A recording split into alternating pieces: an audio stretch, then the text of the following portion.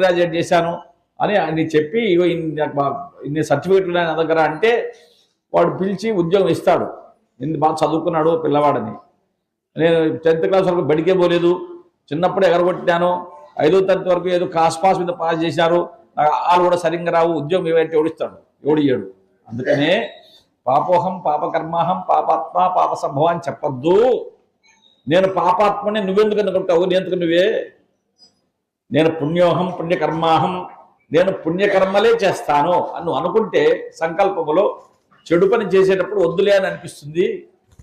మంచి పని చేసేదానికి సంతోషంగా ఉత్సాహంగా ముందుకు వస్తాము. ఎవరైనా అభ్యంతరం పెట్టేపాటైతే మంచి పని చేసేటప్పుడు లేదు మంచి పని చేస్తే పుణ్యం వస్తుంది, మన కుటుంబం బాగుంటుంది అని నచ్చజెప్పి మంచి పని చేస్తారు. కాబట్టి పుణ్యోహం పుణ్యకర్మాహం పుణ్యాత్మ పుణ్య సంభవ అని చెప్పండి అని పరమాచార్యుల వారు ఆదేశించారు. నేనైతే అప్పటి నుంచి ఇలాగే చెప్తున్నాను.